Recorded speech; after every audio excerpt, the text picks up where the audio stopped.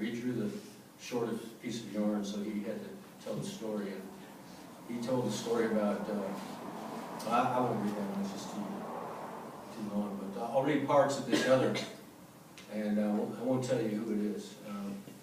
But I'll give you a little bit of introduction to it. So, Harold Lamask, which is the visitor character, Harold Lamask, stepped out of the storytelling circle then and wound his way past the judges in Libra and Virgo.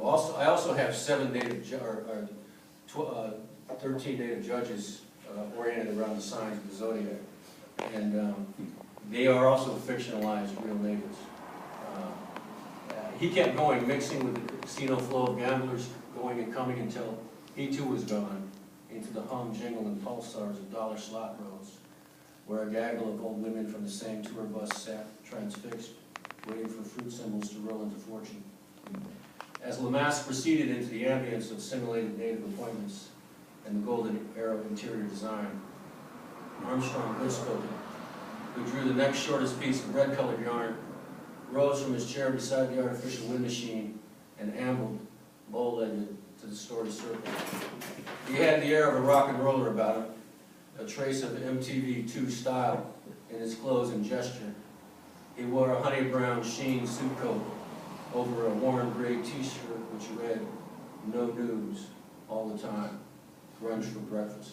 His pants were faded, bag denim, which hung loose all the way down to his silver designer basketball shoes.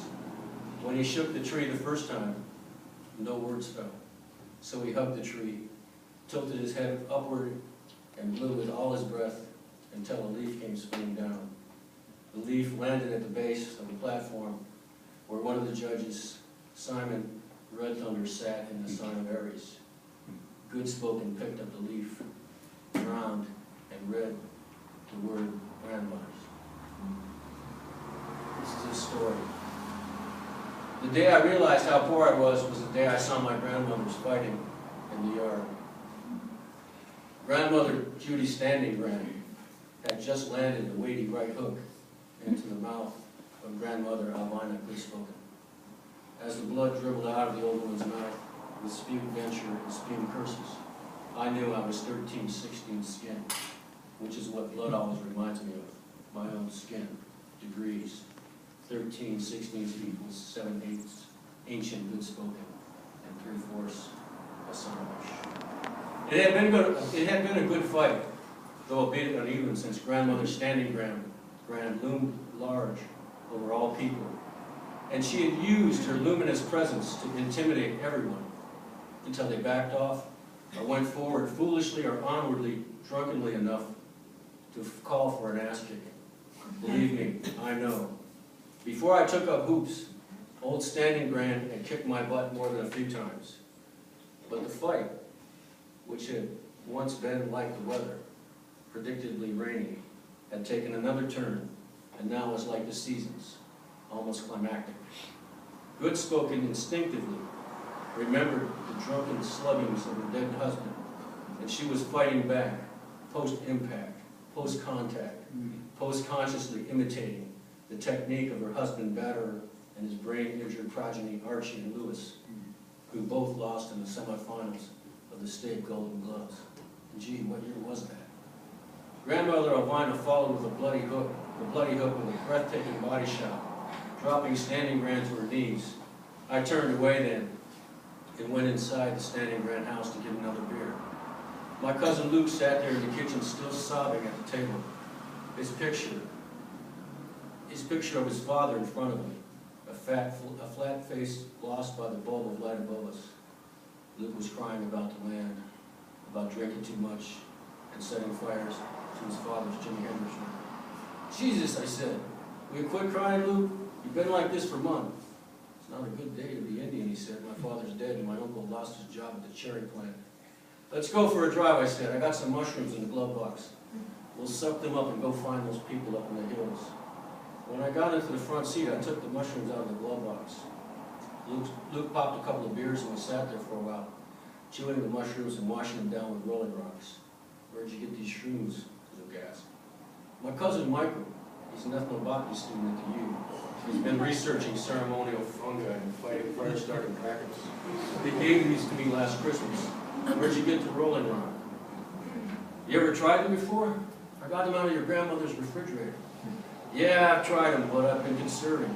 I eat a little every time my relatives fight. I found out it makes their cuts and bruises more colorful. But this is really bad with my grandmothers, so I'm taking as much as I can. What are they fighting about? Who knows, I said. Grandkids, missing lard, habitual anger, bingo strategies. It's Saturday, let's drive. Some Indian cars only work in reverse. Some only work in the morning, and some work to get you lost. My Uncle Buick said, it's because Indian cars are tired of being beaten up, owned first by white men until they abused them almost to death, or just after the last 5-year payment was a 10-year memory. I don't know about all that, but my uncle passed the car on to me, complete with an empty pack of Lucky Strikes between the seat belts and a pair of Pampers with a hole blown through them on the backseat floor. Be careful, he said, when you drive this. The mirrors tell more than the view through the windshield. If you can, drive only with the mirrors and side windows. That crack in the windshield will fool you. You'll look into it, you'll be like a fly in a spider's web, and you'll lose your sense of the road. That took some getting used to. But by the time I went in the car with Luke to look for the people in the hills, I used the mirrors and windows like my own eyes. After an hour or so, we came down the incline on the old Smelt Road. Miles from the reservation in a suburb of Big Traverse. Luke said, see that? What I said. That, he said, pointing to the side of the road. That big car over there in the ditch. I broke from my veer in the right rearview mirror and turned to the passenger side. Beyond Luke's bristle-cut head, I saw the car. Its chrome lip nudged into the dirt ditch and rain runoff, like our dog, Lightning, nudged into the smell of Uncle when he used to come home from the cherry cannery. I pulled over onto the shoulder just in front of this big Electra. Luke and I got out, walked back to the car, and peered into the driver's side window. There was no one. I opened the back door and looked in. Again, no one. Luke, I said, what's this? I dragged the black box across the back seat and out the door and sat on the ground between us. It was beginning to rain hard again, and in my mind I saw my grandmother's fighting again. I don't know, Luke said, open it up. I flipped up the brass latches and lifted the lid. Inside, surrounded by a deep red velvet interior, and the bell and the horn-shaped curves and crevices of the case said a disassembled silver saxophone. Wow, Luke screamed. Then he lifted the instrument piece by piece and put the sax together. He walked around to the front of the car and jumped on the hood. The red light of our old Impala glossed across the hood and Luke as he playfully put his lips to the mouthpiece and blew. He mocked the musician's expression, contorting his face into a mask of pain like ecstasy, as a long blue note sounded from the dark hollow of the sax bell. Luke held the note for a long time. Raindrops fell into the darkness of the horn and beating on the gleaming silver of the instrument curves and lines into the spaces between the stops.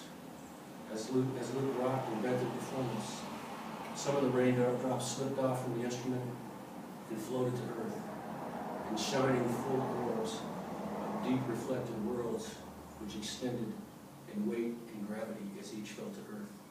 I moved closer and stared into each drop as it fell. I looked deeply into each drop then, and I saw stars, a bit of some lost moon, a few dark clouds, crystallizations of fractals, and I knew that each raindrop was itself a vibration calling and entering the earth to move its particular place on the earth with the energy and flow of its own transitory and matter vibration. I felt the vibrations from where I stood on the earth. I stared for a long time like that, and then I felt and heard my own tears talking to me and this swishing, bloody river of memory streaming out down my face. So there's no way of knowing who that might be, but that's sort of the opening to this second story.